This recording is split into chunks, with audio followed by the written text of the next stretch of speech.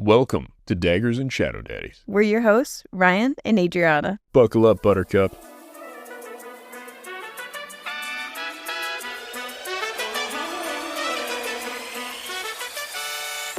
Warning, this podcast contains explicit content. Don't drop the soap, it's gonna get dirty. It's all vibes and no facts. Which one's the Shadow Daddy? The sexy one?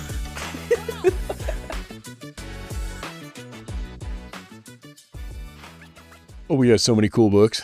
Which one are we talking? We're talking about our main book. We are The Wrath of the Fallen Part 2. Hey, isn't that also the name of a Transformers movie?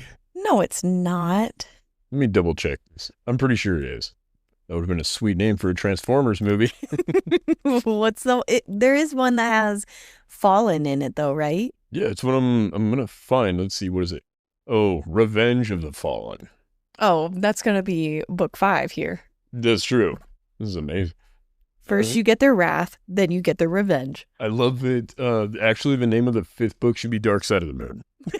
So it's, or the not light side of the moon. So it's sort of like a parody of Transformers titles through each one. That would be very funny. Or it should be, so there's one called The Last Night, a Transformers movie. It would be very funny if it was like The Last Night, but it wasn't spelled with the K. It was just N-I-G-H-T. The Last Night. Now it's sunshine every day because Sam Cael's back. Whoa, crazy. Ooh, I kind of like that. It's clever because he's supposed to be going into his dark side. Like, yeah, well, he's like the is Lightbringer, who's also, the darkest being. Lightbringer no more. I think it would be funny if instead they make him like, dark, sexy, kind of Rhysand-esque. Oh, I was going for an Anakin vibe where you're charmed by Anakin, but the signs were always there. Nobody was charmed by Anakin. You guys came into this as a prerequisite. You guys were charmed by Hayden Christensen. Yeah. Not Anakin. I'm constantly on Darth Vader's side of TikTok where you get all these thirst traps of him, and then they're always just like, but the signs were there. This is, all right, pro tip, ladies. The signs are almost always there. Okay? In these books, the signs are there.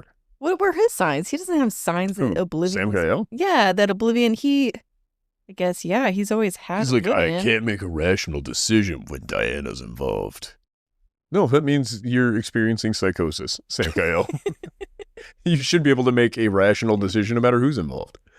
There was this one little TikTok sound, and it was lined up with The Office, and it starts off, I will kill for you. I will do all these things for you.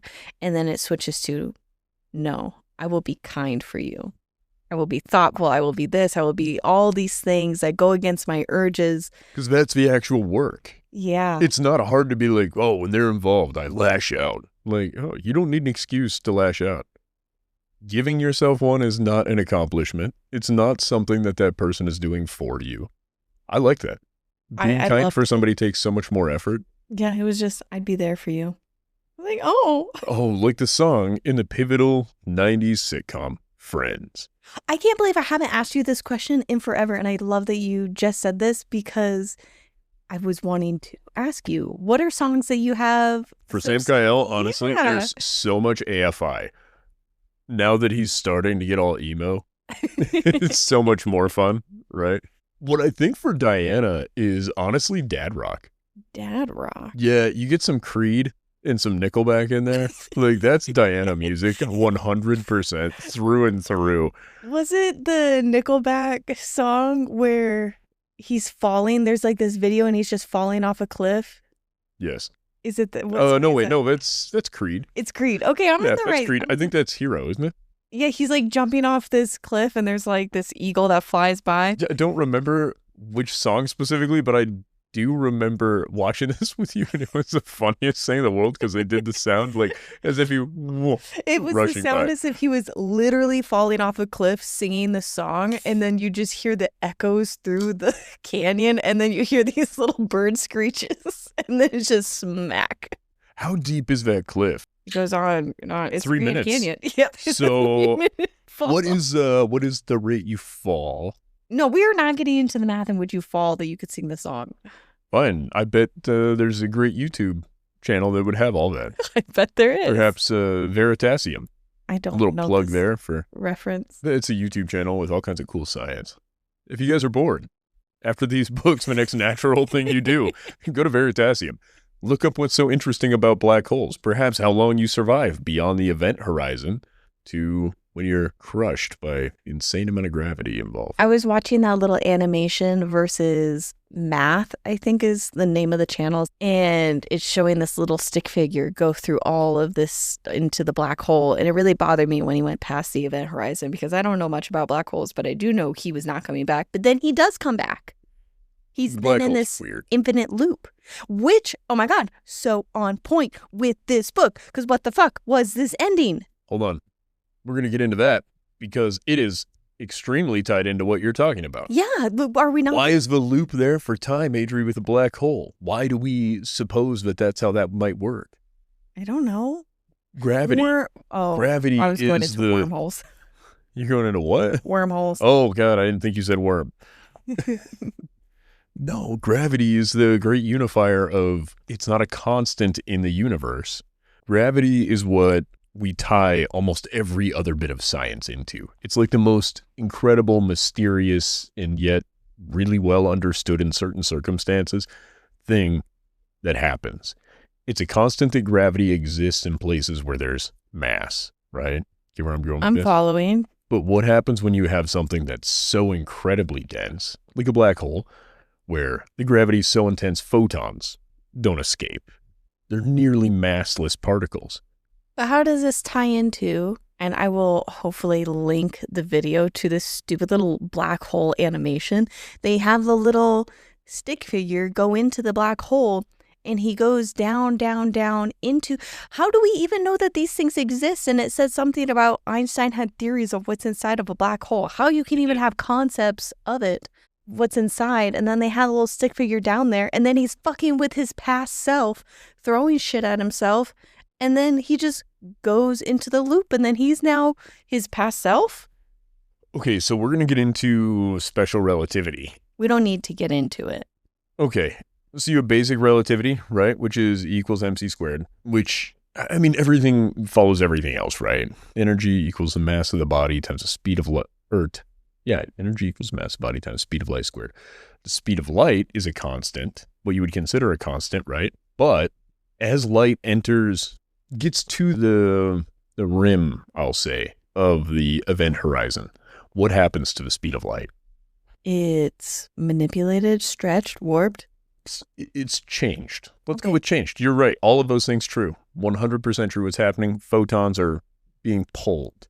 We don't need to get being too drugged much in. depth into this. I don't. So two things. Number one, I'm not intelligent enough to completely grasp why everything is what it is. Second thing, you cannot kind of lightly touch on this and be sort of accurate, I don't think. Without being super pedantic, I don't think you can do it service. But remember, gravity and time are so inherently linked. The way that we both experience it and the way that it exists within the universe. But I don't think that we have to truly grasp any of it or even just enough to be able to convey any knowledge to others. But I do think we need to know enough to not get pulled into a cult, pulled into a religion. And I'm saying this because I'm scrolling through TikTok as my usual hobby. And I come across this video that I thought was about the split thing. What's the split test? Oh, the double slit experiment. Yeah, so I thought it was just some little fun educational video about that, right? Yes. And they're like, look what happens when you're observing and look what happens when you're not. I'm like, yep, we've heard this, but it's going into weird belief stuff. And then I thought it was really entertaining. I'm like, oh no, this is going to mess up my algorithm. Because what it then started leading you into, they're like, because this is true and this is true, therefore, light was essentially some form of being. Like light, there's like, it was kind of going into like ultraviolet beings or something like that must be around us. Oh, okay, hold on. Is it talking about perception of beings that would be made out of ultraviolet light? It was almost just getting into this BS of the world around us isn't what it seems because reacts based off of if it's being observed or not. So there's things around you that are behaving differently when you're not looking. Man, this is some Orlando Brown. I was like, how the fuck did I get over here? I'm like, but this isn't the first time that I've stumbled across like little sub cults. Which are fun. They're fascinating, but it's also so scary seeing the comments of people just like eating it up. But people want to believe in something extra. Yes. And I think that's what gets you. The problem with science is we have enough of it that we don't understand, that it's easy to manipulate things into seeming more related than correlated, if that makes sense. And they say just enough of the real thing, right? Where they're talking about that experiment. It's believable enough to be a real. Examples of this experiment. And then he's using this terminology to the point that in the beginning, I really thought it was an educational video. Just a real quick, the double slit experiment. If you're not familiar, YouTube it. It's not a real complicated thing. It has to do with whether photons behave as a wave or a particle, depending on whether or not they're being observed. And then the extra interesting fact is, upon observation, in order for them to behave differently, they must have retroactively done something differently. Watch a 1-minute video about it. It'll make way more sense than trying to explain it verbally without any sort of visual aid. But it also makes sense why you would have belief systems coming from that smidge of knowledge, and then they try to scam you out of money. But this is the thing. I don't think they really come from a smidge of knowledge. It's always this, everybody knows about enough to get themselves in trouble. Recognizing that you don't know enough is important. Wait, so I have to get back on topic to the book. We have time travel now. You're just jumping right to the ending. Well, yeah, I have to. It's just, I was in such shock. We'll go through all of it. All the magic that's happening. We're on topic. There's going to be a paradox. There has to be a paradox eventually. Like, I don't know. And especially when, I just want to talk about the ending. That's all I can say is. Do you want to know which type of time travel is impossible scientifically? I want to point this out. Scientifically, you can time travel without the use of tachyons, which are a fictitious particle that authors and people used as a crutch for time travel. You can move forward. Time travel forward is not the most insanely complicated thing. There is zero possibility of backwards. I'm going to get some heat for this. Really, truly look into what it would require to travel backwards in time. But it seems like going backwards in time would be more logical because you already know what should have been. Even with the Earth moving right now, you going back in time, you would know where the Earth was. This is exactly, no. This is exactly why going backwards in time does not work. Because more or less time travel is teleportation in its crudest form, right? Teleportation is not physically moving all the things that make me me from one place to another. It is disassembling the things that make me me and reassembling from other things elsewhere. That is how teleportation works. Okay. Right? It has to do with superposition. It's super cool. We can get into that later. We are not. But here's the thing.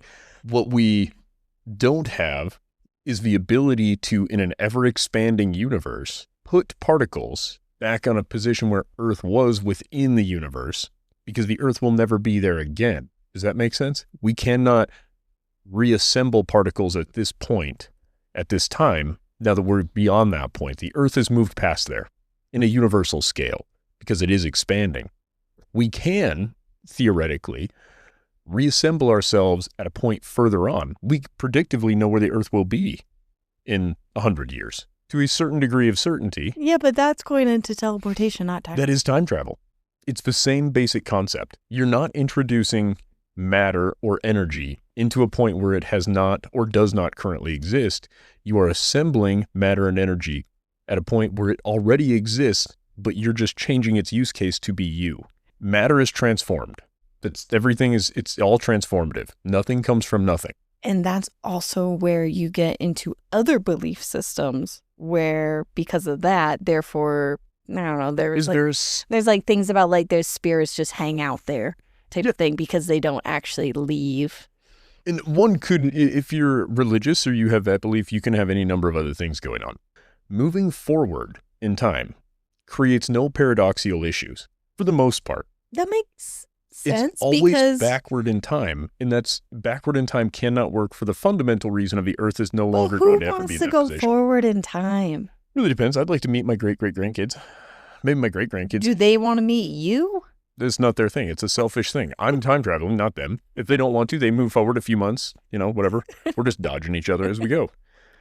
I think that would be really nifty. I would like to see what you're going to be like when you're old, like after I'm dead. But then you don't get to come back.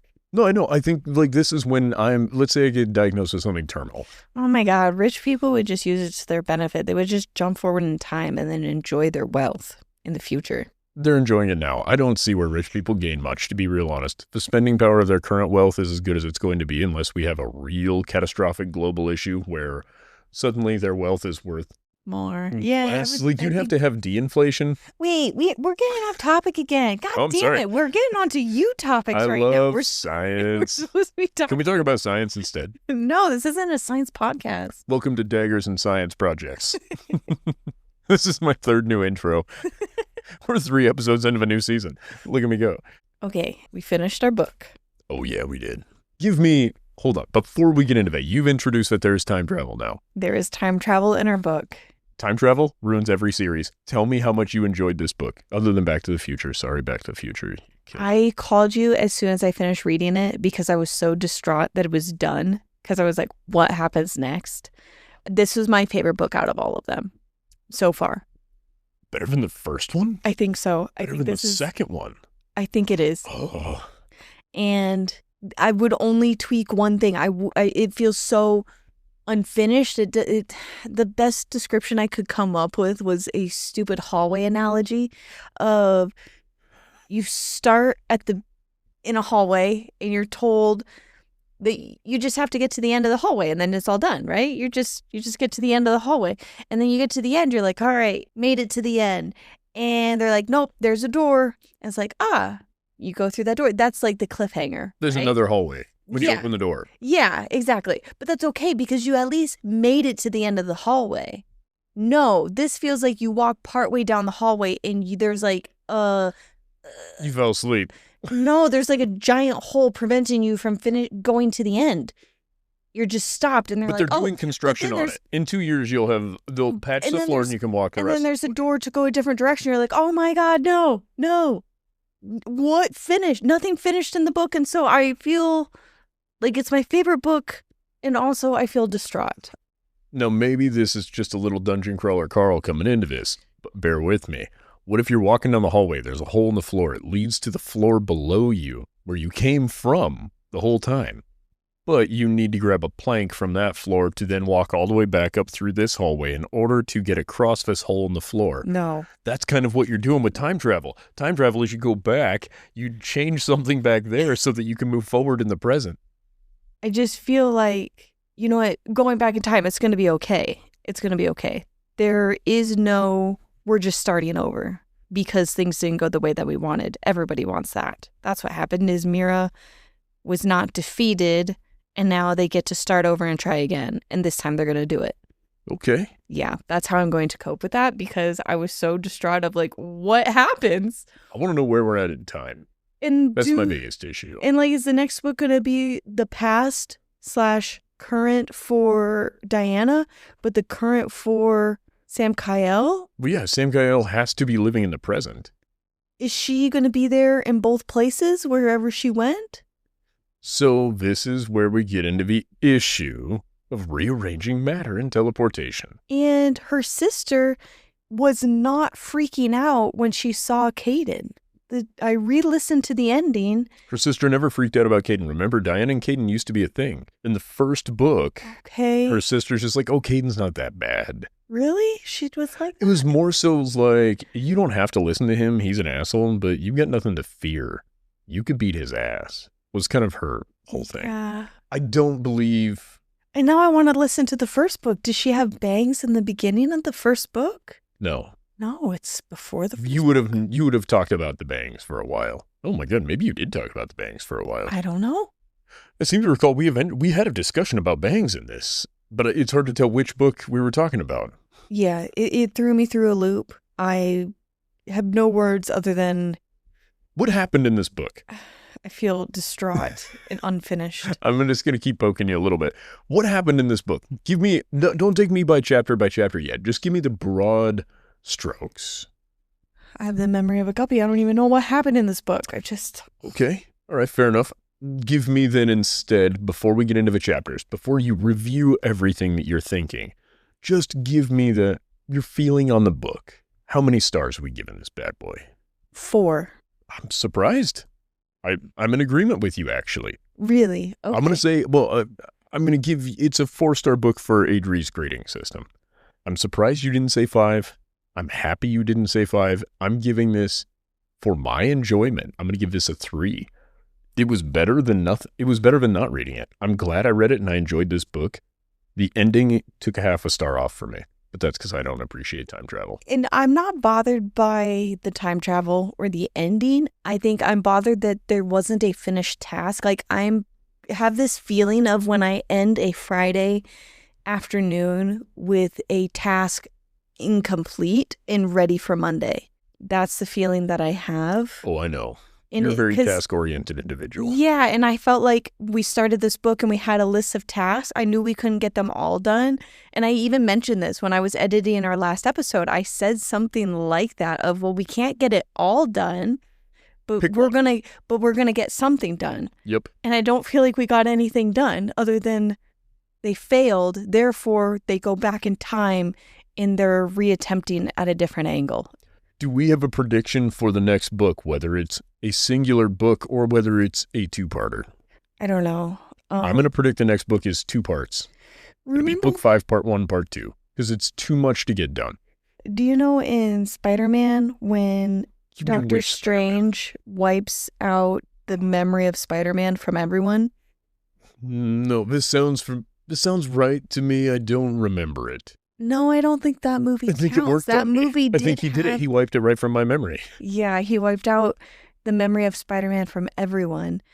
But that was in order to solve a problem. That wasn't a let's take a step back and come at it at a different angle. Like Vanilla Ice. Vanilla Ice. Yeah. Well, you got to stop, collaborate, and listen. Ice is back with a brand new invention. Yeah. What was I going with it? What did you say before? There was another lyric that lined up. I thought there was I have this similar feeling of if there was a problem, he'll solve it. Check out the hook while his DJ performs it. It's Ice Ice Baby. We ended on the gang finding Camilla and Diana. I do love it. It's just Always Sunny. It's your version of this book. I love it when they go to the castle. It's just Patty's. Wait, who's the Charlie? Oh, we know who the Charlie is. Who? Cameron. Yeah, I was just going to say that. I was a little worried that we wouldn't agree, and so I stayed quiet. No, we totally agree. Who's is Diana? Is Diana D? Yeah, she is. But then Sam Kyle is Dennis. Well, not because they're in love, but yeah, it's kind of gross because they're siblings in Always Sunny. Yeah, but Mac is definitely. Wow, it doesn't really work at all. No.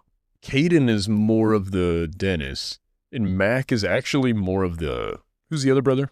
Isaiah. Yeah, kind of the meathead, but his heart's in the right place. Sam Kyle might be the lawyer.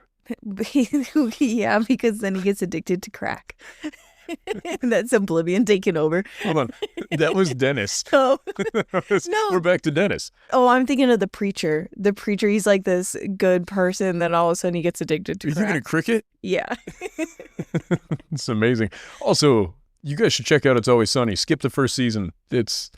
You won't give it a shot if you start there. You can go back to it. I just like saying the gang when you get too many people. There was like a group of 1, 2, 3, 4. It was a group of 5. And then I thought that Vincent, Camilla, and that other lady, that's a group of 8, that they were all going to join forces. And that it's definitely a team going from gang to team. Oh, okay. All right. It's kind of like the Avengers. Is what this all is to me.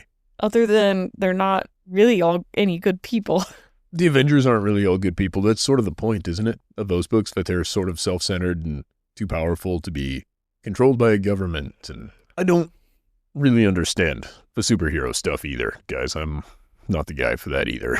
So they all start having their own fight, but then Milani shows up. And I think Milani's name has been said several times. Is that Trump's wife's name? It's Melania. Oh, okay. And immediately I'm just... Santa has night vision goggles. The Sam Kyle, like the color green. There we go.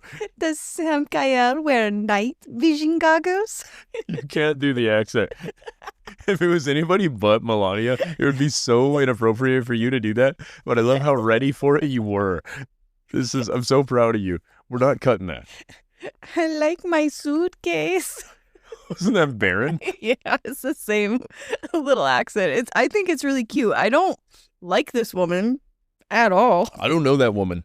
I don't like her husband at all. Fucking hate that dude. And I assume since she's willing to, let him throw a baby in her, she's a problem too. But she's also really funny in how much she just dismisses Trump all the time. Like, it just cracks me up. I guess she has some fucking movie coming out, and I watched the trailer, and there's this moment where she calls Trump, and she's like, "Hi, Mr. President." He's like, "Did you see me on the TV?" She's like, "No." I'm gonna watch it somewhere else. And that was the end of the conversation. There's some moments where I think you are a little bit Melania. Oh my God, no. Hey, did you see this? No. Hey, did you watch that video I sent you? I have not. Hey, I took a picture at work. I sent it to you. Yeah, I was gonna look at that later. I'm teasing you. You're wonderful. Melania's an evil wench, right? Is that where we landed? I don't know a lot about her other than she makes funny sounds. Like, she's Russian, is that right? No clue. We didn't even get that far. No, I do. I assume she's Russian. Everything in my power to not learn anything about them. That's wild to me. It'll Given upset how me. many times you use that voice. Before. Does Sam Kyle like green? Yeah, as soon as it was Melania, I'm like, this is Melania. That's all I kept thinking too. And I don't remember. And that's the Assassin's Guild lady? No, the Assassin's Guild lady likes Diana. She does, yeah. She's Melania's the crazy one that this is Duke fetish unlocked. This is Sam Kyle's ex. Yes, I remember Sam Kyle and Diana unlocked their cuck fetish. Oh my God, yeah, that was kinky. Oh, here's the funny thing. At first I was like, she's going to like it.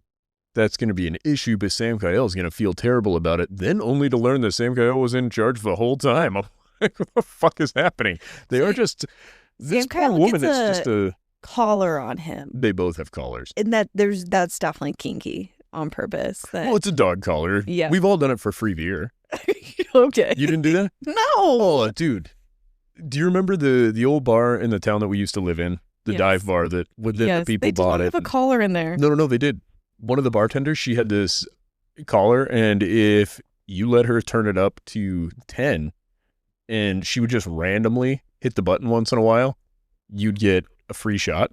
And if it was like an 8, and she could randomly do it, you'd get a free beer. And so she had like 3 of these collars. I have no idea why she kept them in there. None of my business. But at one point, I was like, you get a free beer? This seems worthwhile. And my buddy convinced me, he's like, you get shocked all the time. You're messing with electricity. You're going to be fine. On 10, it's got a little bite to it. It's not a taser, but it's really unpleasant. This must have been so long ago. I don't remember any. This was so early on.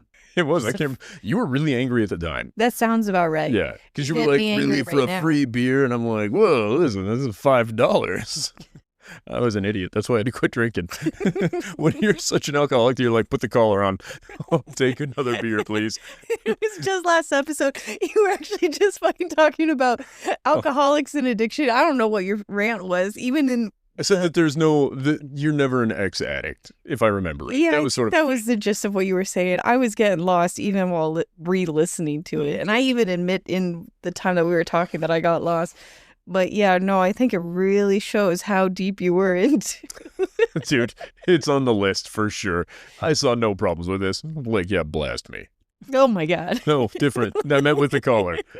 Okay, Sam Kyle got a collar. That was cool. It's so sexy when he does it. Yeah, of course. When I do it for beer, it's just me being a problem.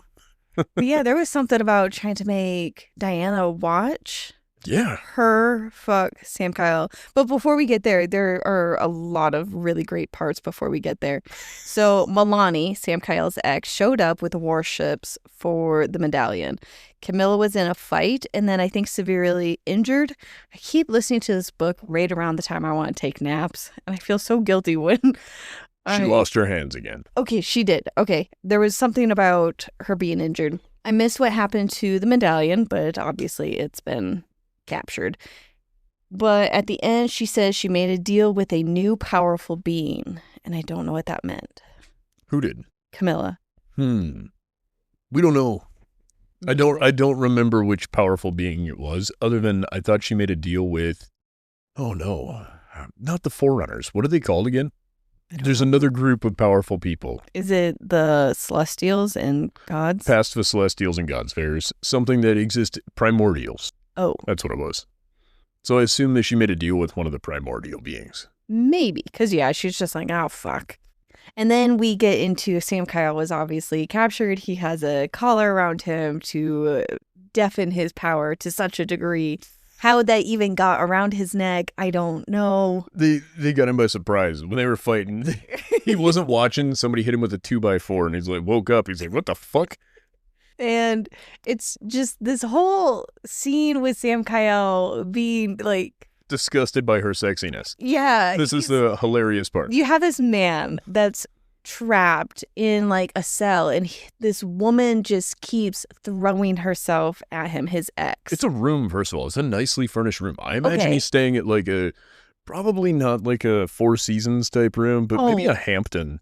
I thought that he was able to leave the cell, and then that's where she sexually harasses him all the time. Which, honestly, it's really sad, but it wasn't coming off in a sad way. I at no point felt bad for him. Not even a little bit. Because it was like she would Jessica Rabbit him, spread the legs open, and then just like, oh, what happened in Roger Rabbit that you were watching? She does a little flash moment, right? That was not Jessica Rabbit. That was Basic Instinct. That's Sharon Stone. Oh, sorry, guys. Same vibes. Very much, yeah. She flashed him a little cooch. So Milani keeps just like literally spreading, I swear the word spread her legs, just like flashing him. She was like man-spreading, but it was all just flashing Sam Kyle or grinding on him. She was doing all these things, and he's just like, her big old titties disgust me. No, he didn't say that. But more or less, because at some point her brother's like, my sister has awesome boobies. And Diana's like, it sounds like you want to fuck your sister. And he's like, huh. He doesn't say no. He's a little weird. And then Sam Kyle, when he shows up, he's like, the dress doesn't really fit her body. It clung to every curve she's got. Her muscly, thick mommy thighs just busting out of that bad boy. He's like, disgusts me with how her curves are all being shown off, and she's got curves in all the right places, but they're wrong for me. And he mentions something about her big perky tits that are like aiming upwards. They're like looking at the sky. Her nipples stared at the ceiling. And I'm just like, that surgeon did a bad job. Like, if the nipples are pointing that far up. And then I started thinking about the logistics of nipples pointing upward. Yeah. No, what sort of under boob type support would require them to be, you know what I mean? Yeah. Like forward facing? Fine. A little down makes some sense because gravity, as we discussed earlier, sort of a universal constant. And then we have this lady whose nipples defy gravity. They're just so perky. And what are they looking at up there? She's also tall. We're looking at Sam Kyle. Oh, and she's wearing... That's what it is. He's so much taller than her, and he's just trying to describe that they're looking right at me. They're looking right up at the sky. Not at me. Certainly not me. Get the impression that she's wearing a clear bra. No, she's just constantly like flashing him. Oh, see, I took it as she's like trying to be subtle, but not in a subtle way at all. This woman was not subtle. Well, he does specifically say that also. But I do like that she did not take, that she was just like, I'm going to seduce him into wanting me. No, then she later took. Well, she drugged him. It's basically, she more or less roofied him. No, she didn't. Magic knife that makes him do whatever she wants. Oh, that's right. That's more or less, I hate to break it to you, that's what the creeps call a roofie. Yeah, okay? You're right. That is. That's their magic blade. I didn't think of it that way.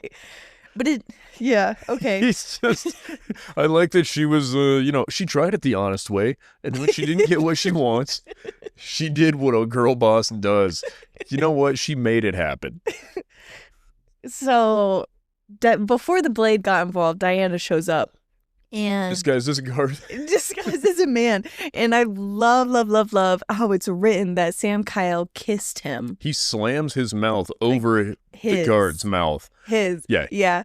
And then it transitions into Diana. And I just loved how that scene was written. It was so much fun because I'm like, whoa, what's happening, Sam Kyle? You weren't paying any attention to what happened leading up to that, which is so funny to me because you kind of knew it was going to be Diana because the guard followed me to the room, unlike how they normally do. And then he whips around and he's like, I slam my mouth slit over their mouth slit. First of all, quit saying mouth slit. That's not what was said. I slit my mouth over theirs. No, that's not what was said. That is said like 5 times. No, it's not. You're being dramatic. No, I'm not. I am being accurate. But yeah, he slams his mouth over his, and then he feels his shape change. Yeah, as the he's kissing him. titties start to smash against his chest. Not big ones. It's brought up that Diana is nearly flat-chested. You're right. Remember, first book it's brought up, and again, the creepy brother is just like, at least my sister is not built like a surfboard, you dumb bitch. And Sam Kyle's like, look, I'm built for speed. And then he's like, your sister looks like she's got a lot of drag coefficient going on. I'm not into it. I'm not into Get this big old curvaceous babe out of here. Her bulbous ass is in my face. My ex-boyfriend literally said shit like that. He's like, I'm not into big tits. I'm like, okay.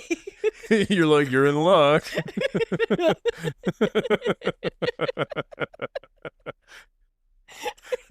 I think he meant it to be affirming. He was trying. Here's what I would say. Wow, you really... Here's the funny thing. I've said similar things, only it was more like, I'm an ass man. For days. Yeah, so younger you was just like, girl, I love your fucking ass.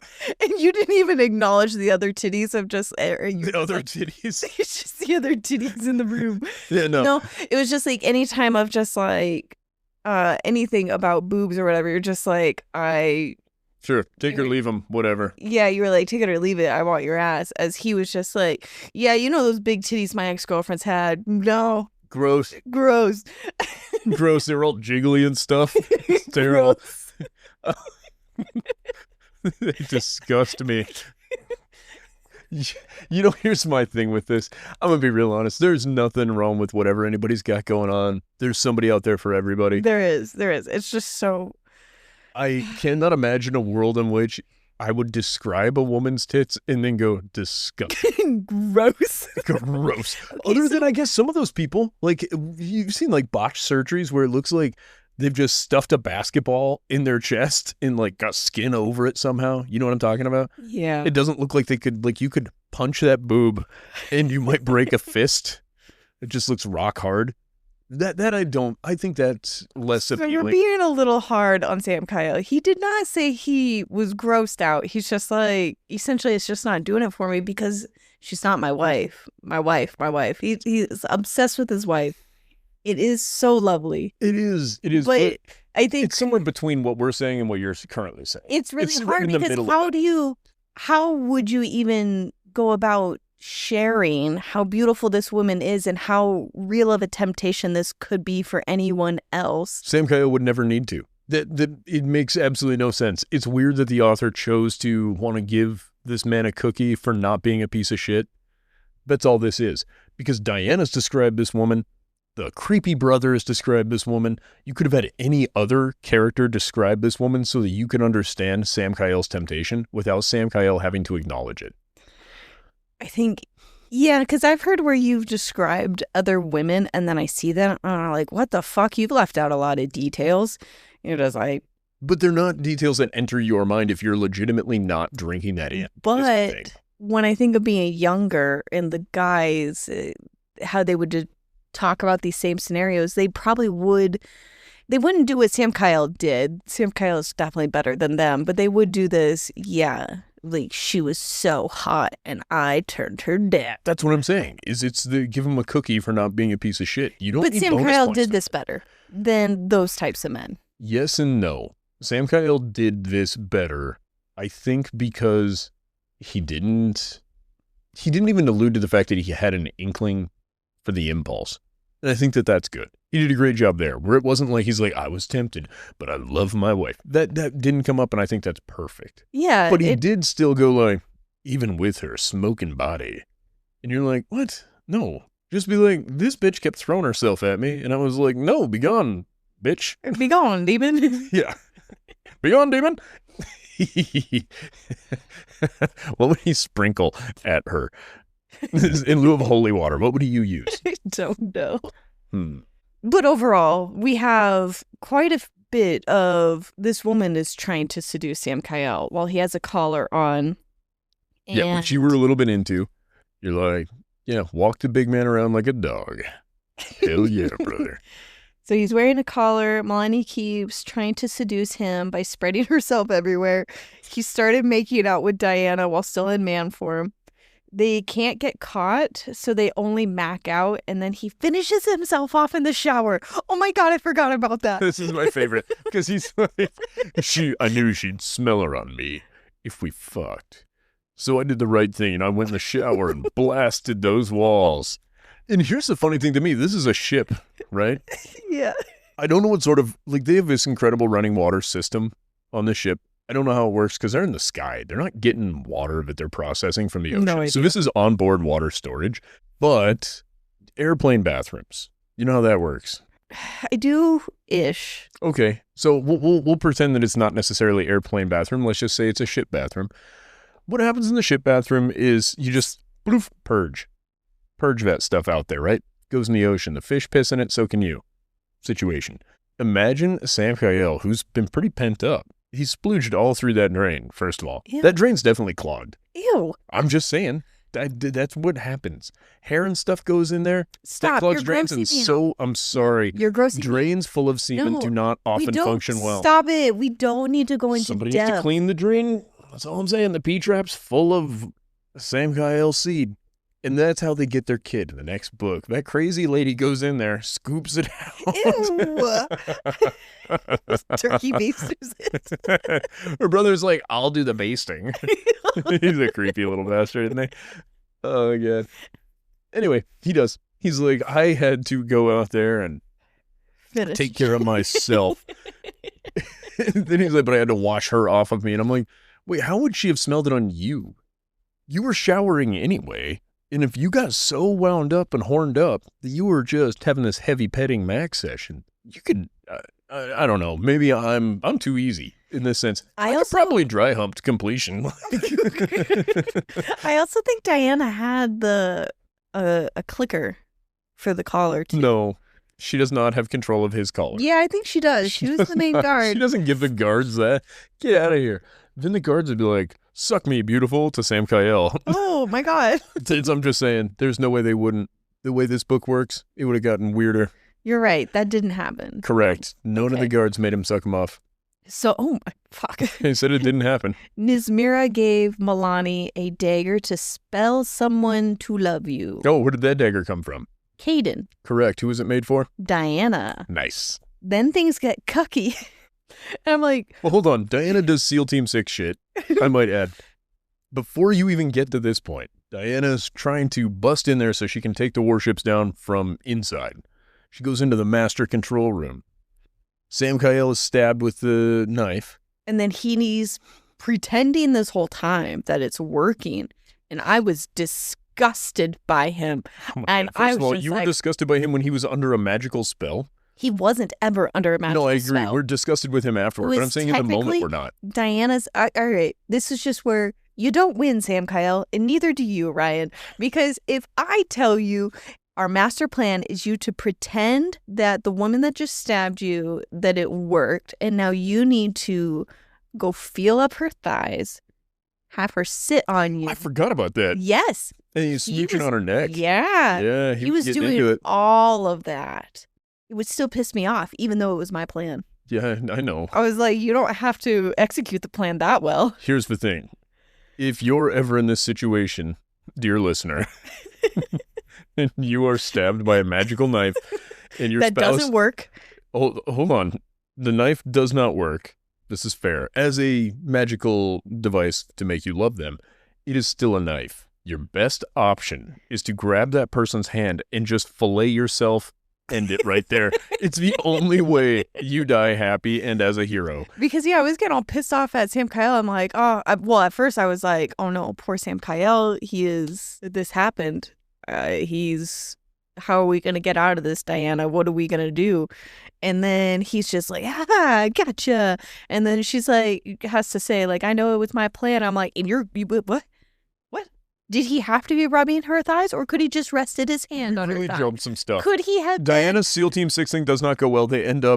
She ends up being caught. Sam Kyle shows up, grabs her by the neck, roughs her up a little bit. At this point, we're still under the impression that he's being magicked into being a dick. Then they go back to Nismira's office where the cucking begins. And There was no Nismira's like, I'm cucking, going to make you but- watch while I fuck him. And then Yeah, I she guess it kisses all upon him, and they're rubbing up on each other. And she's like, oh, yeah, you like that bitch? And Diana's like, a little bit, but not really. Blast me a little bit with the collar. A little bit of pleasure, a little bit of pain. You know what I'm saying? I don't think the collar does anything, actually. It does. She talks about how it's hot. Okay. It gives her a little spark. Yeah. She's kind of into it. She's getting like a light tasing. I can see it. Like, it's so not you my can thing, see but that, but not the toasting of the dick? no. I'm not saying that. Yeah, first of all, yes. Sometimes people like a little bit of pain. Toasting your dick is not a little bit of pain. It's very different. There's no fucking way. You know, it's like some people like to be slapped around a little bit, and that's where I think Diana's like, yeah, she wanted to be slapped around a little bit while somebody macked up on her boy. Which, is it my thing? No. Also, no. But No, this scene stressed me out, and then I was mad at Sam Kyle. I'm like, you didn't have to do all that to make her believe that. Where's Diana in this? This was the best plan Diana could come up with? She needed more time. She was filling the entire city-sized ship with gas. Adriana, I hear where you're coming from. I'm pointing out that Diana could have come up with an alternative plan to this whole thing. We didn't have one. That's all we got. I feel like this lady wasn't going to kill Sam Kyle. If she would have stabbed him with a knife and Sam's like, don't worry about it. I've actually got an antidote to that magic. It didn't work on me. All that would have happened is she would have gone back to square A and tried to keep seducing him with... Like, it didn't have to. We never had to pretend it worked. It didn't serve any actual purpose. Diana being caught served no purpose other than for her to watch him mack up on that lady. And then she's like, then a fury rose in me, even though I decided this is what we should do. And I'm like, maybe we step away from all the fury you guys are getting and start using our goddamn noodle a little. Yeah, but I think that I would ask that of you, give you that plan. I would have killed myself. See Be how Sam Kyle. eager you would be to do the plan. You're just like, oh my God, yay. This would be I a get- test while I'm being constantly Yeah. tormented and potentially murdered. You're like, I just need to know if your heart's in the right place. I really gotta know if you're committed. We're 15 years in. In their scenario, I might add, they're less than 2 years into this. They're a year and change. What is it, 16 months? Hold on. Canonically, We this whole story has taken place over 16 Two months. scenarios where Diana seems to be the more committed partner. She has given her soul and she died, according to Sam Kyle at the end. What has Sam Kyle done for He her? died. She had to give her soul because he died and came back. He did not die for her. He was chained up and being killed. Do you remember how he got caught? You mean- Diana is the whole reason why Sam Kyle gets caught. Diana keeps throwing out these crazy scenarios in which Sam Kyle has to go attempt to rescue her, and then he's caught. And then he's What killed. What Okay. And then she happened gives that up Sam her soul. Kyle was distracted by? How did he get surprised where he was captured in this scenario? I don't know. Diana was getting blasted because she decided to go up and fight the cannon on the ship. Then he got distracted and they took him out. Diana is both the best and worst part of Sam Kyle's existence. And I think that is so beautifully accurately written. Like, it is incredible. I would agree Sam Kyle is a little lackluster in this scenario. She is not proving that she is more committed to the relationship. She's just a little bit crazier than everybody else. All right. I like that. But she definitely forgave him pretty quick for how he executed the plan. That's true. As you can tell, I still haven't forgiven him for it. I think that's okay. You don't have to forgive him. He's kind of a shitbird in his own right. I'm not some Sam Kyle apologist here. I'm just also not going to give Diana the whole, no, he's a poor baby bird. You love him so much, you keep sacrificing. I'm like, no, come on. You're also a problem. So then I have, wait, he was pretending? Because because he died is why it didn't work. Something to do with that. Something about him dying. And then they have a fiery exit. They escape. Nismira has a scene, her own sex scene. That's Oh going yeah, on. with her bodyguard that's not really a bodyguard, he's like second in command. Yeah. But he's taking control and she's into that. And then there's something with Camilla. I didn't think it was important enough to write down clearly. She has her own scene as well. Yeah. At this point, everybody was fucking... And then the gang is back home. Isaiah really wanted to move Imogen into his room since she is in the dungeon. It's cold and shitty down there. And he made a very compelling point. Now, what could he do if they won't let him move her up? He could go down there. Correct. Yeah. That didn't cross my mind until now. Oh my God. I immediately was like, bitch, if they're not going to let you move her up, you just grab your damn sleeping bag, get down there, and just hang out. You don't have to be like in the room with her, but, joint suffrage. That's a really good point. Because I was like, why would he want them to let her go with him? Like, in his head, if you care about her, then you know that they should not trust you. Fair, but he's also more committed to protecting her. He sees it as they've failed to protect her to begin with. That's why she's in this scenario. He's the whole reason that she was rescued, for that matter. True, because you know who didn't come up? Nevra and... Logan. Where are they? They're in the dungeon yet. Which dungeon? The same one that... What's-her-face is in. Imogen? Yeah. Oh, they're just down there? This is at their house then. This is at Sam Kyle's dungeon. Yeah. Wait, why are they down in the dungeon? Because they're being mind controlled. Oh, all three of them? Yeah. Oh. Nobody's cured. They're all still puppets. I forgot about that. But what's-his-face, Isaiah knows the magic words to make them do shit. Oh, that's right. And so they're also a little bit worried that he's going to be like, blow me. She's going to be like, I must. No, that's what they're worried about. I know. They should be worried about that. He's really painted as like this deep, loving, pure-hearted dickhead character.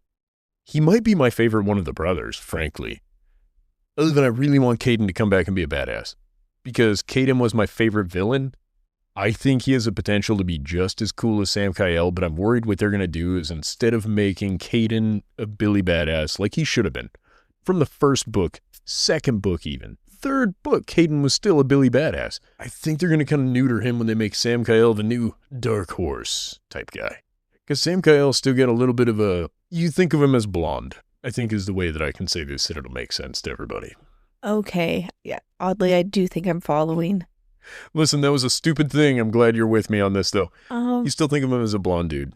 Yeah, I don't know. I don't imagine Caden that way. But I've also seen enough fan art of... Just Sam Kyle. That's what I'm saying. Yeah. We picture Sam Kyle. Sorry, I keep saying Caden, maybe. You picture Sam Kyle as a blonde guy. No. In your mind, he's not coming off as, not blonde-haired, but like the blonde character. Sam Kyle is? I'm saying, yeah, in the way that you think of him initially. All the blonde characters are Tamlins to me. And that's not Sam Kyle. Spoilers for that. Jeez, this lady.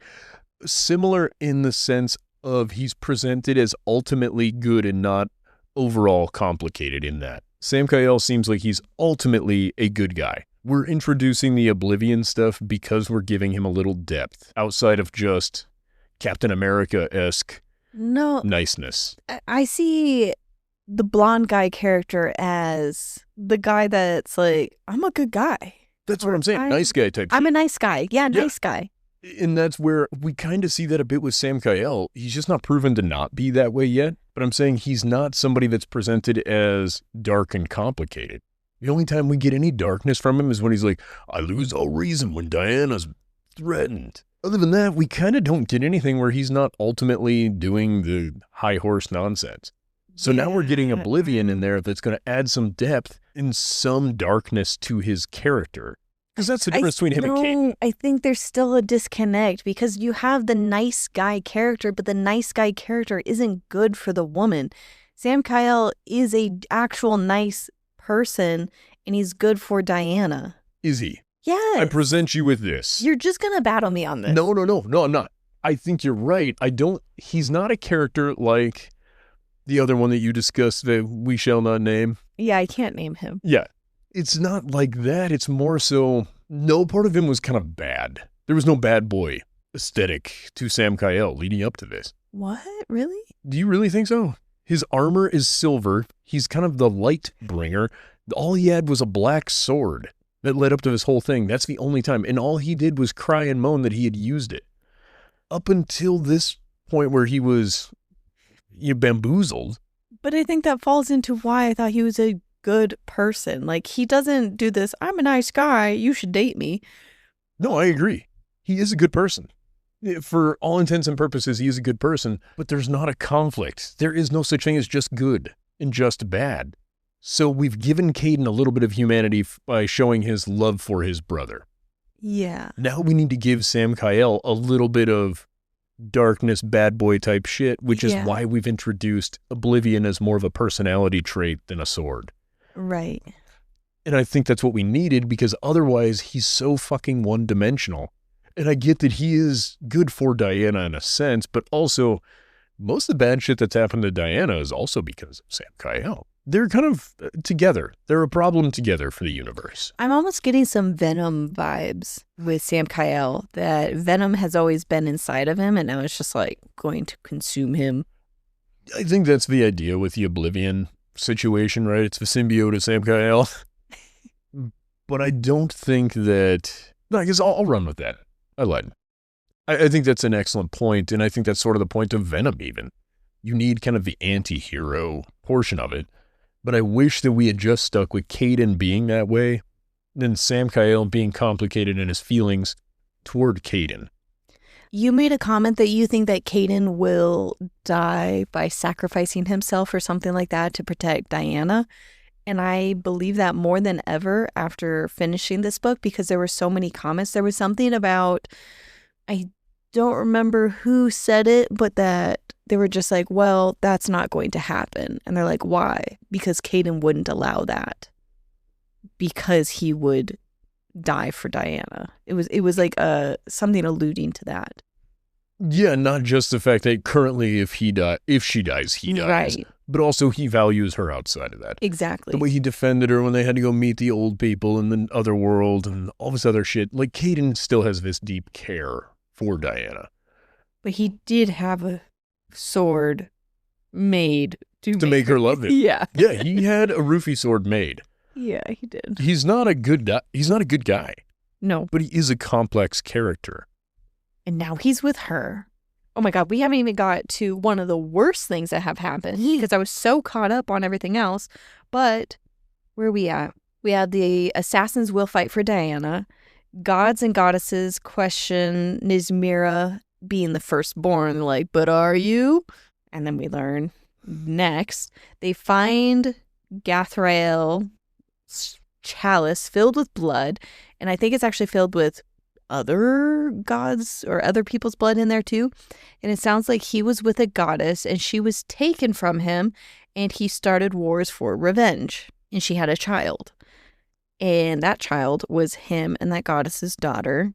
So that is a blend of an Igmorathan and a god. They have a child and that child is Nismira.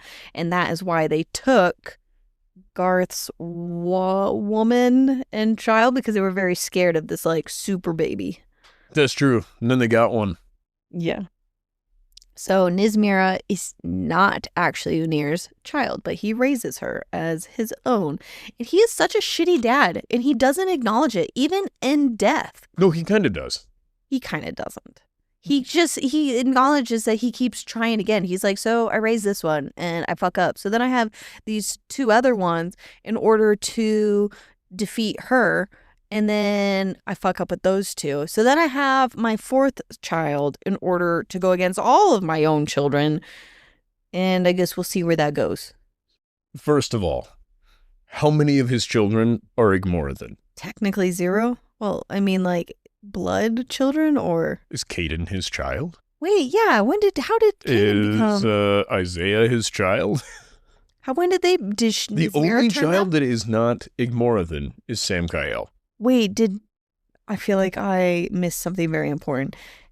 Did Nismira turn Caden and Isaiah? I don't think Nismira was the child. I don't think her being Igmorathan is the Garth thing. I think I think it's Vesemir, not Vesemir. What's his name? The dad? Unir? There we go. Vesemir, what is that from? No Witcher. idea. Damn it. I think Unir's wife was Igmorathan. No. I think so. So it's different kids, but 3 out of your 4 kids are Igmorathan. Okay. Yeah, how did that happen? Why didn't And then it's just a different I lady. think about it? I'm trying to remember how this went. I did not take notes, but I seem to remember that Sam Kyle has a different mom. He does. And I believe that's why he's not Igmorathan. Right. And then Diana's mom is a whole other weird thing. Because Diana's mom is like the super lighthouse of goddesses or some nonsense. More or less, Unir made her specifically with the idea that she would be a weapon, a powerful weapon. Nismira. Unir's like, we crafted her as a weapon. And I believe that the reason why she is Unir's daughter. What? Hold on, bear with me. I think his wife was the one that Unir made babies with to create Caden, Nismira, and Isaiah. And I think that's why Garth was pissed, because he's like, you fucking stole my lady, made babies, and then you fucked up. And he's like, yeah, well, I wanted uber powerful babies, so I picked powerful Igmorathan, and then I added god tissue to her. No. You're getting... Garth is the Igmorathan, not his wife. I think they were both Igmorathan. I think those two were... So how does Unir have 3 Igmorathan children? I don't We finished the book. Google it. We can't get spoilers. Okay, this is stupid. Caden becomes Igmorathan by being transformed by his mother, Nismira. That's not his mom. I can't find anything that says how Caden became an Igmorathan. I don't think it's his mom. And there's nothing about who his mom is on the wiki fandom. I'm going to reread this, but my understanding is Nismira is most definitely Unir's kid. No. Yes. He talks about how he failed her by making her a weapon. Yes. And his whole point in conceiving her was that she would be a weapon. No. She was not conceived of love. She was a weapon. I don't think that... Maybe maybe it was a child between Unir and Gathrael, but she's Vesemir's kid. Vesemir is not a person. Not Vesemir, whatever. Unir. She has the silver eyes. She has exactly the same eyes as Sam Kyle. Silver hair. She's described as literally looking like Sam Kyle's sister. Because she's a goddess and an Igmorathan together. Not all gods have silver eyes, though. I think we need to re-listen to that, because that just doesn't make sense. Because I thought the whole shocking thing is that Unir was the adoptive father. And that's why Garth is going on this rampage. Who's her mom? Is her mom the same as Sam Kyle's mom? No. That wouldn't make sense to me, but they look so similar. I guess, I don't know how, I mean, obviously it could be any number of things. I'm just pointing out that... And they kept it a secret, and that's why those people are just like, are you really the firstborn, though? No, she's not, and they kept it a secret. She was born, she was taken along with her mother. I don't know how Caden and Isaiah are Igmorathan, though. Their mom may also be Igmorathan then. I don't think so. I don't know. Did Nismira change them? No, because turning gods Igmorathan would immediately create problems for her. Why? I should know this. Because remember, they were shunned from the time they were young because they were also Igmorathan. I'm trying to find a podcast where somebody talks about this book. Tell me about it. This is absurd. I'm going to put it on Fable and ask the question. Yeah, I don't know why. I mean, I'm going to re-listen to the last couple chapters because I think that happens in the last 2 chapters. Maybe 3. But it was a great book. I want to point that out. Overall, I really thoroughly enjoyed this. Do you want Fable now? See if somebody answers while we're recording. Hopefully they do. Does anyone know how Caden became Igmorathan in the last book? And I don't think that contains a spoiler. So this is Caden, Sam Kyle, and Isaiah. They're all about the same height in this photo, which I don't think is accurate. I think Isaiah is actually the big one. Okay. Well, we're not going to get our answers. Clearly, I posted the question. Maybe we'll get a response because I don't know how they became Igmorathan. Editor's addendum. Patreons have corrected our mistakes. No, not really corrected. They answered our question, though. It was really great because we had to sit with this for a few weeks without an answer. And Stony Spike came back to us and she answered that I believe that Caden and Isaiah are made, not born. And Sam Kyle is the only child actually born of Unir and his wife. That's why Kaden and Isaiah feel threatened when she is pregnant, because they will finally have a true-born son. Nizmira uses that fear to manipulate them. Okay, that makes sense. And it's that last piece that she added of not only do they have this fear, this is also why Nizmira has this control over them for so long. Honestly, I wish I'd have known that while reading it. Yeah, and I think and I'm sure it came up because we were corrected by multiple people. No, it's good. Well, we were very inquisitive and wanting to know the answer. 100%, because we did not do a good job of listening to that book. And then Amber, she shared... Nicole?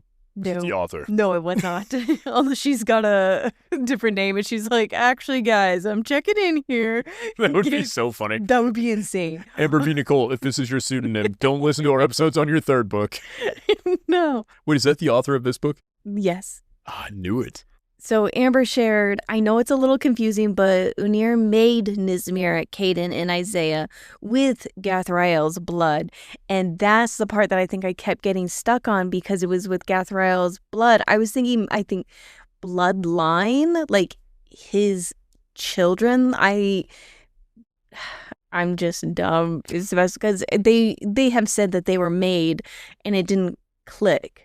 I'm even dumber, because you just said with Gathrael's blood, and I was like, oh. Well, she his says... menstruation. No, it's... Gathrael was feeling a little extra. Unir made Nizmira, Kaden, and Isaiah with Gathrael's blood. They were not born from any woman, which is why it is constantly said that they are not, quote, born of flesh, or whatever the phrase is.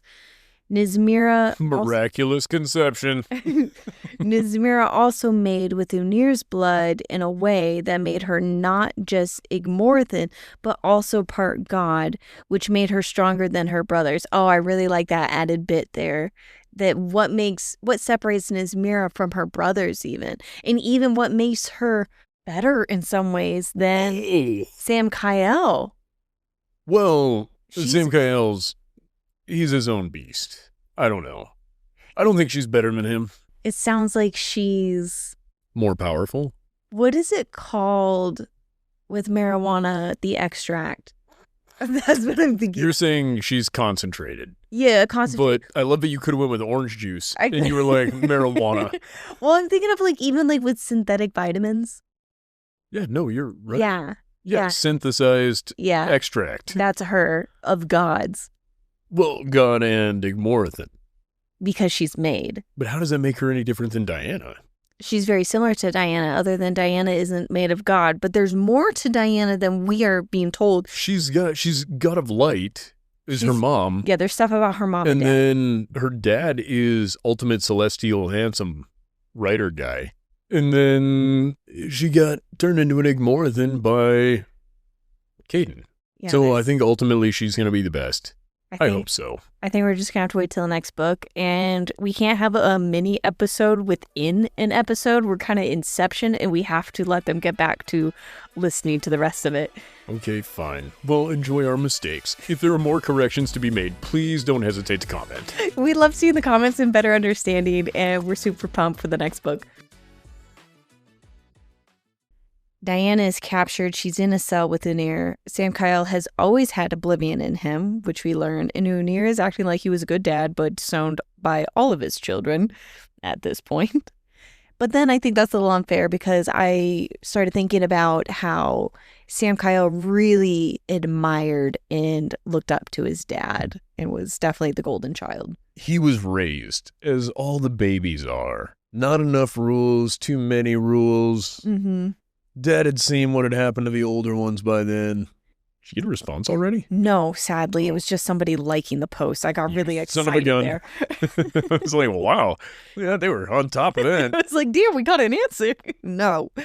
It's also the most gut-wrenching moment, and I'm surprised you and I have not discussed this outside of being here right now, that fate has always been watching over her, and that fate now has did have a mortal heart. It was the worst. Reggie being killed off, it drug out more than I wanted it to, because for a minute where Diana's like, maybe she'll take me instead. Like, no, she wanted you dead, you'd be dead.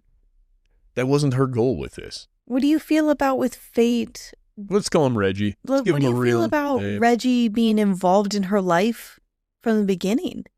Yeah, that makes sense to me. Reggie is the greatest. He's the ultimate father figure. He was my my favorite, also second favorite. It's a tie between him and Death. Character, period, in the whole thing.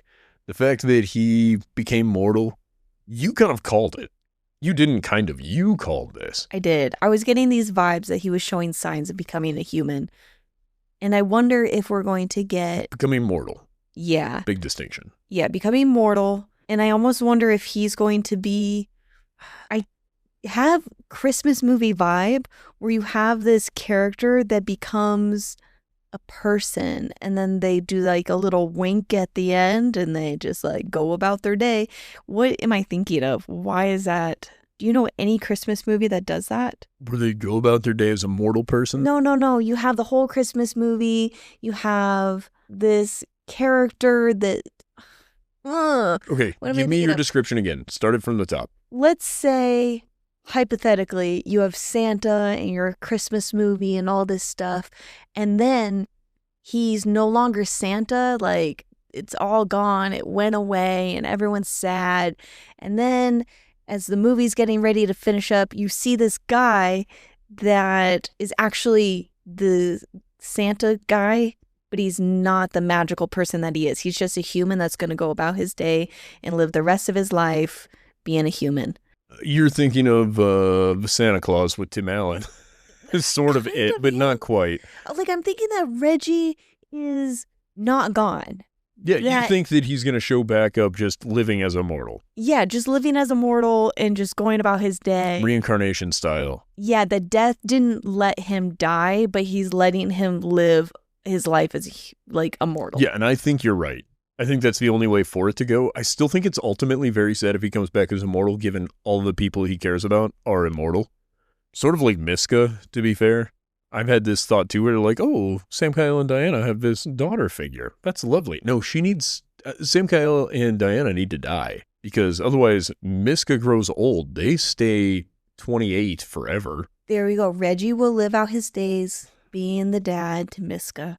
And then they both die. Because it's not allowed. What a sad thing for Sam Kyle and Diana, though. Well, right now they're traveling through time. I don't know, but I have not accepted Reggie's death. I won't. If Diana is able to turn into ash and still be alive somewhere else, so can Reggie. That's true. That's 100% true. And I hope that death is on their side. But if death starts interfering too much, then he's doing what Reggie was doing. Correct. God damn it. Yeah, it's tough. And then I have Diana made a forbidden blade from her Igmorthan bone. I'm just thinking if she chopped off her arm or something like that and just grew it back. She escaped. She stabs Nismira, I think in the eye. And then they go into this back and forth. Then Diana gets stabbed, but then she recovers. At some point, Nismira is disintegrated into ash, and they're just like, oh my God, we did it. And I love that that wasn't the end. I'm like, wow, that was so easy. And they're like, wow, that was so easy. And I'm like, yeah, was it? Too easy. And then it turns into like that Pocahontas scene with the leaves spinning around, but it was her ashes just spinning around them. Because she can paint with all the colors of the wind. Yeah, and then she's just like, ba-boom. And then she's just back to herself. She's like, you think that was it? And then she stabs Diana. And I think that was when Diana technically recovered. And then we get another stabbing and Diana turns to ash. There's a lot of ash in this. Because of the types of blades that they're using. That's true. I think it was the Oblivion blade and then the blade that Nismira made with Oblivion. I didn't realize that she made, she did. I think there's two of them that have part of that in it. Fair. Nismira was killed, turned to dust, but she came back, taken down again. World destroyed. Sam Kyle is just on a rampage, and then Sam Kyle is taken in by the gods and has a collar back on him again. Ooh, but the way that Sam Kyle just indiscriminately is going to start just destroying shit, like the storm and everything. He had no care. It honestly was so cool. It took me back to book 1, where you're like, oh fuck, this guy is all powerful. Do you remember the first book where Diana showed up and he started fighting her? And the whole time he's just kind of giggling like, girl, you're barking up the wrong tree. You're powerful, but you're nothing. I am the man. That's exactly how that felt to me. I was like, thank God we're back. Other than his lack of care for any life. And I was like, where is Miska? Is she on this planet that's being destroyed? Where is she? She's not. She is somewhere safe. Oh, yeah, but outside of that, I fuck don't know it. Don't where matter. she is. He didn't care. He was out to destroy it all. It's my favorite and least favorite trait of Sam Kyle in these books, where he's like, I lose control because of Diana. You're like, grow the fuck up, gain some control. But then also I'm like, yeah, but it's pretty bitching that you were just destroying a goddamn planet. I'm assuming Unir has escaped. We don't know what happened to him. And then, of course, we've talked about this many, many times. Diana, Caden, and Isaiah are sent back in time. Yeah. And that was the end. I'm like, what? What I think is... Nismira just escaped. But here's the thing. So retroactively, if they come in and they just kind of take over the consciousness of their past selves, that would be more and less beneficial. And that's not what happened, because Diana is wearing an outfit that her sister hasn't seen, and she has a sword that her sister's never seen. And this is the thing, is I'm aware of it that didn't happen, but it would make this story, I guess, less practical if they did do that anyway. But do you think we're going to get Caden fighting Caden? Speaking of paradoxes and all that fun nonsense. I don't know. I don't know what Death did. I don't know enough. Here's the question. Do you think Death did it? You mentioned that Death did it, and I really latched onto that. I don't. I thought that Death did it. No, it has to be Death who did it. I don't know. But it is so interesting to me. Fascinating. I don't know. I have no thoughts. I feel a lot more complete getting to talk about it and knowing that I think that it's more of a step back and trying again at a different angle. Rather than there's unfinished business, it's actually just that route wasn't working. We're going back in time and we're going to tackle this a different way. That's fair. Yeah, I agree. And that was kind of like Endgame, because I think there was Endgame Part 1 and Part 2. And Part 1 was just, it didn't work and they failed. And that's what you were left with until the next one came out. And I kind of have that vibe with this of, yep, unfortunately they just failed and you have to wait until they try again with a different approach. I agree. 100% agree. But it's so cool. How do you feel about your rating? Oh, good? Yeah, no, I'm sticking with, like I said, I think it's a solid 3. Maybe 3.5. It really depends. If I was just rating it off of enjoyment, which I think I want to do, I'm going to say it was like a 3.25, 3.5, somewhere in there. It was much better than, fuck, man. Also, in fairness, my rating system right now is a little skewed. I have listened to so much garbage. So much garbage. And I have so many more books lined up for you. Dude. I have a whole queue going on in Libby. I'm not listening to another one of those, though. Yes, you are. You're going back to Harbor Town. No. Yep. I got another one on hold. Was that the Cinnamon Bun bookstore? Oh, book? Yeah. There's another one? There's like 6. I'm not doing this. Yep, you're going to learn about another little country store. How many bookstores are in that fucking town? Dream Harbor? Yeah, Dream Harbor. There we go. That's where you're going. I remember Dream Harbor. We also are going to do Zodiac Academy. I did the one. I've done the first one. You've done the first one. I'm not doing a second one. You need to tell me about it, and then I have you going back to Dream Harbor while we're doing Throne of Glass. So for me personally, I'm only doing Throne of Glass. Is that our next book? Our next real book is Throne of Glass? Yes, we're going back because we broke it into 4 sections, and we'll go with section 1. While you are also reading some of the books that I have on hold. So if I get behind or anything like that, we can listen to what you read too. I love it. What are we thinking about music for this book? We're not getting out of this one yet. I don't think of music. I just think of movies. I just think of like other things that are similar, like video games or TV shows or movies that remind me of the books. I don't think of music. I think we run back to Army Navy's version of Right Back, where we started. For the end of this book. Oh my God, yeah, that's really fitting. Right? It's so good. And there's so many great songs. I do think somebody should make a companion playlist that you could kind of listen to while either reading or listening to this book. You wouldn't need music on the whole time. No. But there's so many moments where it would be good. Like Time of the Season would have been so funny to have heard when, what's that lady's name again? Camilla? Nope. The one that keeps trying to seduce Sam Kyle. Oh, Milani. Milani. When Milani comes in, if you started with Time of the Season, just the intro beat to that would be so funny. And then you cut back to it as Anir is talking about who's whose father in the lineage. Right. I think that if you finished out Time of the Season as Anir's talking to Nizmira and everybody about the lineage of where people are coming from. Because what's your name and who's your daddy would be very funny in that moment. When that lady's walking in and then he's like, ew, gross. Ew. And then, yeah, I think there's so many good songs that could be put in here. Overall, great book. I still hold on to the 4. I feel a lot more like business is finished and we're just trying a new task. Because I was really, that feeling of incomplete was really overwhelming. And now I feel a lot better just getting to talk about it with you. I will say that if the next book does not come in 2 parts, it will probably either be as long as 2 books or it will be poorly done. There's too much. We have every fucking loose end. I think there's supposed to be 7 books total, though. I thought there was only 5. No, I think there's supposed to be like 7 books. Oh my gosh. Never mind. We're not going to learn anything. The next several books are going to be fluff. No. Bring me back in book 7. I'm surprised that you even read this one. I thought I was going to be the one that read it and told you about the book. I'm too deep into this. We're in too deep. I'm in too deep. I have to finish them, but goddamn. I love you. I love you. You're my bestie. You're my bestie. Thank you guys for supporting us. It's been a good time. If you'd like more, follow us here, TikTok or Instagram. Fable, if you want to join our book club. Patreon, if you want episodes early. Dropping on Tuesdays if you're into that sort of thing. Oh, yeah. Episodes are releasing on Tuesdays. If there's a 2-parter, it's going to be on Thursdays. We accept 5-star reviews and nothing less. If you leave something less, you're a motherfucker. No!